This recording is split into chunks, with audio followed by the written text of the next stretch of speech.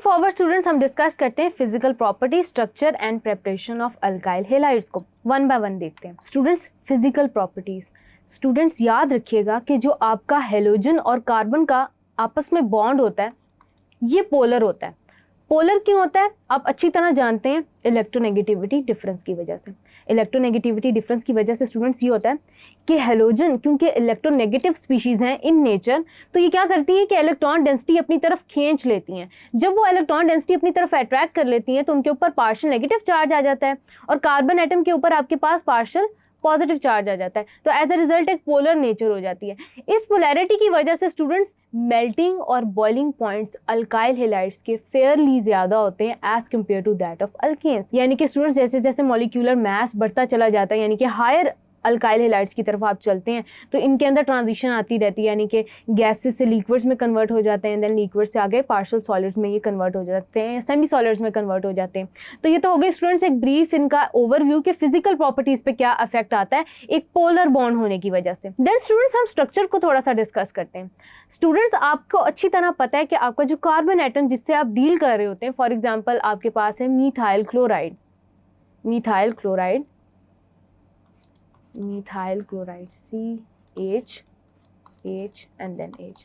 Students, ये जो methyl chloride का स्ट्रक्चर है, ये स्ट्रक्चर ड्रॉ करने पे आपके जहन में टेट्राहीड्रल स्ट्रक्चर आया होगा। यानी कि स्टूडेंट्स मैं ये कह सकती हूँ कि जिस कार्बन एटम के साथ आप डील कर रहे होते हैं वो sp3 हाइब्रिडाइज्ड होता है and it is bonded to a halogen atom. अब इस हेलोजन को आप रिप्लेस भी कर सकते हैं X, यानी कोई भी इसमें हेलोजन एटम हो सकता है। देन स्टूडेंट्स, कार्बन फर्दर यही बात हो जाती है कि carbon hydrogen bonds are typically polar, और आप ये भी अंदाज़ा लगा सकते हैं इसके स्ट्रक्चर को देखते हुए, sp3 हाइब्रिडाइजेशन को अपने माइंड में रखते हुए कि टेट्राहीड्रल स्ट्रक्चर होता है इनका मोर और लेस। देन स्टूडेंट्स, ये भी हम याद रखेंगे कि इसके अंदर बॉन्ड एंगल भी फेयरली उतना होगा या उससे थोड़ा ज़्यादा या कम हो सकता है। देन स्टूडेंट्स, आप ये बात भी याद रखेंगे कि जैसे जैसे आपके पास चेन इंक्रीज होती चली जाती है आपके पास मेल्टिंग और बॉइलिंग पॉइंट भी ज़्यादा होने लग जाते हैं। देन स्टूडेंट्स, हम ये भी फर्दर देखेंगे, डिस्कस करेंगे जब हम रिएक्टिविटी डिस्कस करेंगे अल्काइल हैलाइड्स की, कि कैसे ये स्ट्रक्चर और polarity of carbon halogen bond affect कर रहा है रिएक्टिविटी ऑफ इट। सबसे पहले स्टूडेंट्स हम डिस्कस करते हैं preparation of alkyl halides one by one. Preparation of alkyl halides के स्टूडेंट्स मेनली 3 मेथड्स हैं। एक आपके पास स्टूडेंट्स रिएक्शन होता है अल्कोहल का हाइड्रोजन हैलाइड्स के साथ, as a result substitution reaction होता है जिसको हम फर्दर डिस्कस भी करेंगे।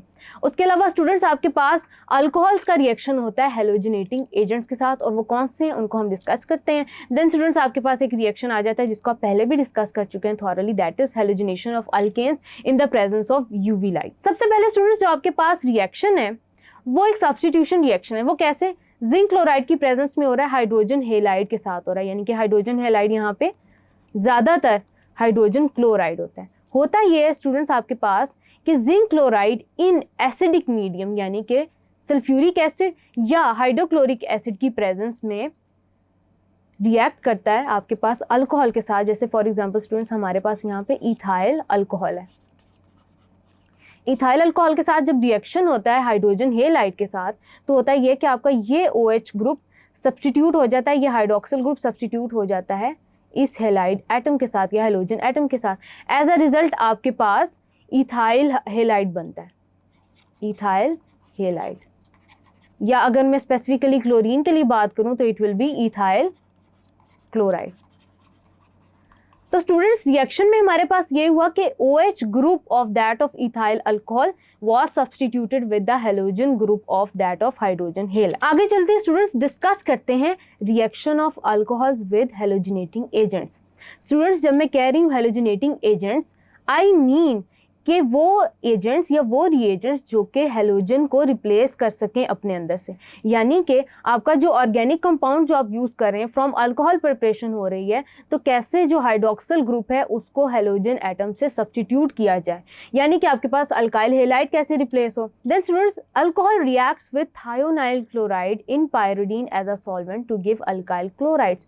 पायरिडीन की प्रेजेंस में स्टूडेंट्स आपके पास थायोनाइल क्लोराइड रिएक्ट करता है, as a result hydroxyl group substitute substitute हो जाता है क्लोरीन एटम के साथ, एज अ रिजल्ट आपके पास अल्काइल क्लोराइड जनरेट होता है। देन स्टूडेंट्स आपके पास रिएक्शन हो रहा होता है फॉस्फोरस ट्राईहेलाइड और फॉस्फोरस पेंटाहेलाइड की प्रेजेंस में, जो कि अल्कोहल के साथ ही रिएक्ट करती हैं और क्या करती हैं, हाइड्रोक्सिल ग्रुप को रिप्लेस कर देती हैं with that of the halogen group, and as a result phosphoric acid release होता है। देन स्टूडेंट्स एक ओवरव्यू ले लेते हैं कि फ्रॉम अल्कोहल्स आपके पास स्टार्टिंग फ्रॉम इथाइल अल्कोहल क्या क्या प्रोडक्ट्स जनरेट हुए। तो students anhydrous zinc chloride in hydrochloric acid आपके पास एक स्पेसिफिक रिएजेंट बनाते हैं जिसको आप कहते हैं Lucas reagent.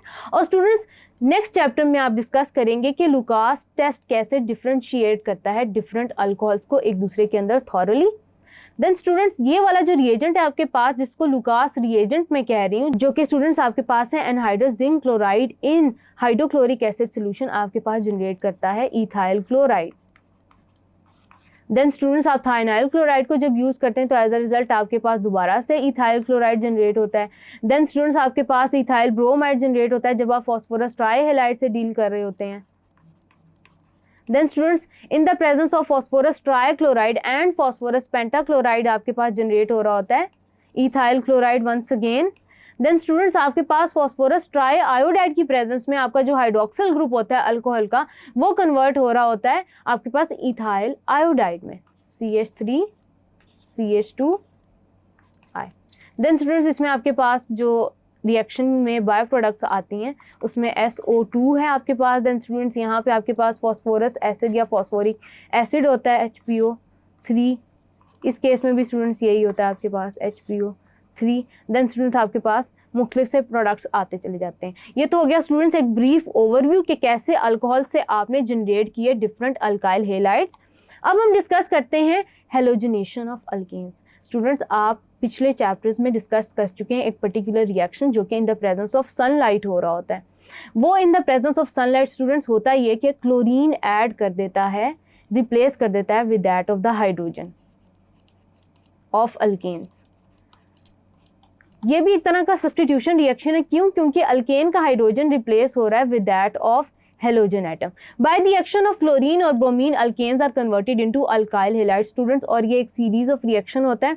In the presence of light radicals generate होते हैं। इसका मैकेनिज्म आप लास्ट चैप्टर में डिस्कस कर चुके हैं। यहाँ पे स्टूडेंट्स आप जस्ट इसका रिएक्शन देखेंगे और ये देखेंगे कि कैसे hydrogen atom from that of ethane replace हो रहा है और उसको कन्वर्ट कर रहा है इथाइल क्लोराइड के अंदर इन the presence of ultraviolet radiations।